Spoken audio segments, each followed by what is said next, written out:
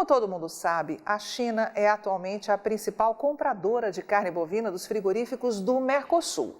E na Argentina isso não é diferente. E hoje nós vamos falar um pouco do que acaba de acontecer no país vizinho, para que o nosso assinante entenda definitivamente como é que funciona o mercado internacional de carne bovina. E também para acabar, sepultar, enterrar de vez aqui no Brasil qualquer nova tentativa de iludir os produtores inocentes com aquela jurássica conversa de proibição de embarques de um país às exportações deste ou daquele frigorífico. Seja muito bem-vindo à Rural Business, única agência independente, provedora de informações estratégicas para o agronegócio do mundo, já que aqui não existe interferência de compradores ou vendedores em nosso conteúdo. E essa é a análise de mercado de quarta-feira, 4 de setembro de 2019, e foi escrita pelo analista-chefe e estrategista de mercado de pecuária de corte da Rural Business, Júlio Brissac, com apoio de toda a nossa equipe.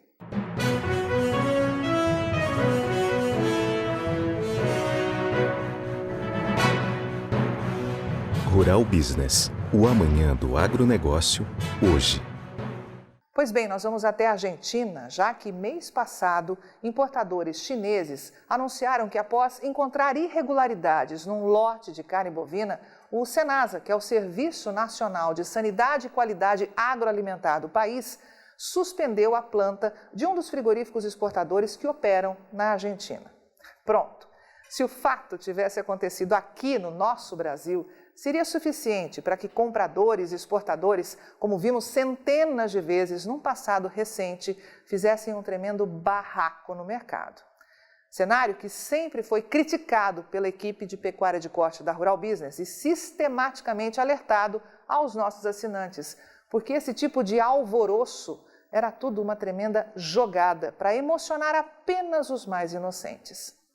Como de praxe, ninguém divulgou aqui no Brasil, mas no último dia 21 de agosto, importadores da China anunciaram a suspensão de um estabelecimento frigorífico oficial argentino de número 2550, ou seja, trata-se do frigorífico Las Heras, por detectar no lote que foi declarado oficialmente como registro de maltrato sanitário do produto, com presença de materiais estranhos e restos de tecidos não autorizados, linfáticos e viscerais. Imediatamente, os importadores chineses anunciaram às autoridades sanitárias da Argentina que a partir daquela data não seria permitida a entrada de qualquer outro container, especificamente daquela empresa, para a China, e que a carga em questão seria destruída. Ou seja, o que o comunicado chinês disse é que os containers remanescentes que estivessem em trânsito deveriam ser redirecionados para outros destinos ou devolvidos à origem antes da chegada na China. Mas como se posicionou o governo argentino? Pois bem, por meio do Senasa, declarou que vai manter por tempo indeterminado a suspensão do destino de exportação para a China, especificamente desse estabelecimento número 2550, até que a investigação seja completamente resolvida. E que a empresa também deve passar por um processo de credenciamento e revalidação das autoridades chinesas. É importante observar que, ao contrário do que se viu por décadas aqui no Brasil, sempre que um problema desse tipo acontecia, o governo argentino enfatizou que esse episódio não compromete a continuidade das exportações dos frigoríficos do país para o mercado chinês e que apenas a planta em questão foi descredenciada. Como sempre alertado por Júlio Brissac, nosso analista-chefe e estrategista de mercado de pecuária de corte, o frigorífico suspenso tinha containers em trânsito e que, claro, foram, como sempre acontece nessas situações, encaminhados para outros destinos ou mandados de volta ao país de origem. E se a empresa tem apenas uma unidade frigorífica, pode até mesmo comercializar o lote para os concorrentes. Ou seja, como sempre enfatizou Júlio Brissac, nesse mercado ninguém fica micando com uma carga de carne nas mãos, simplesmente direciona para outros destinos. Segundo fontes consultadas por nossa equipe, após a suspensão, a planta interrompeu as atividades e deu férias aos funcionários. Vale lembrar que nos primeiros 7 meses desse ano, a Argentina exportou para a China 194.861 toneladas de peso do produto, 102,6% acima do visto no mesmo período de 2018, sendo que o mercado chinês responde por 72% de toda a carne bovina exportada pela Argentina no intervalo analisado. Em faturamento, a China comprou dos frigoríficos argentinos 870 milhões de dólares, um aumento de 109,9% em relação ao mesmo período de 2018. Então, caro assinante estrategista de mercado que chegou agora aqui na Rural Business, está vacinado? Entendeu como é que funciona o mercado de carnes? Compreendeu definitivamente que ao longo das últimas décadas iludiram e ganharam muito dinheiro nas suas costas com todas aquelas novelas de embargo à tal da carne bovina brasileira e que, na verdade, sempre foi um embargo a uma determinada planta frigorífica sem prejuízo para o exportador? E no caso dele ter mais de uma unidade frigorífica, poder continuar a exportar para o destino embargado a partir de outra planta habilitada? Mas recentemente as vendas de carne bovina do Brasil para a Rússia caíram radicalmente, não é? Pois bem, você viu o documento oficial de embargo total à carne bovina do Brasil publicado por alguém naquela época? Foi de fato um embargo total ou dirigido especificamente a uma única planta frigorífica?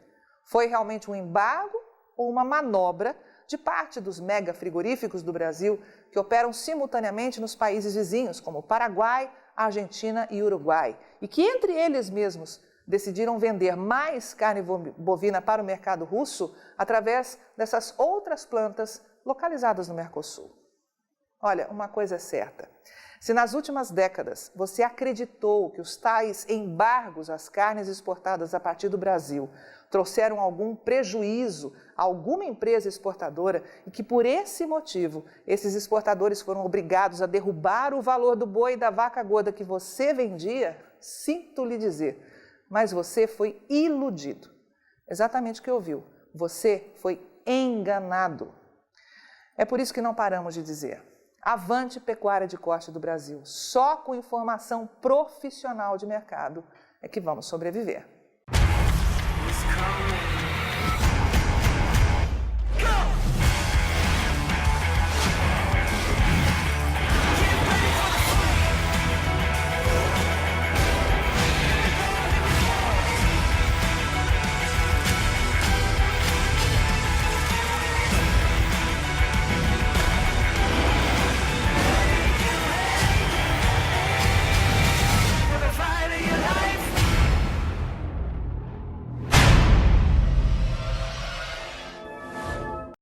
Quem é do agronegócio já está acostumado a ver as análises de mercado da Rural Business nas redes sociais. E agora vai poder ver as famosas análises de áreas estratégicas para os mercados de soja, milho e boi no celular. E além dos vídeos diários, você pode consultar gráficos personalizados por períodos e ver cotações por estado em tempo real. Afinal, são mercados que mudam em questão de minutos. E assinar RB Vídeo é simples, fácil e rápido. São apenas 3 passos. 1. Informe seu CPF e crie uma senha. 2. Escolha o plano que melhor atende suas necessidades. 3. Faça seu cadastro completo e pronto. Agora é só acessar RB Vídeo, baixar o aplicativo, assistir às análises e ter acesso a cotações e oscilações por estado nos mercados de soja, milho e boi. Tudo isso de onde você estiver e até de modo offline, caso esteja em região fora da cobertura da internet. Assine a partir de R$ 9,90 e garanta já o preço promocional de lançamento. Rural Business, o amanhã do agronegócio, hoje.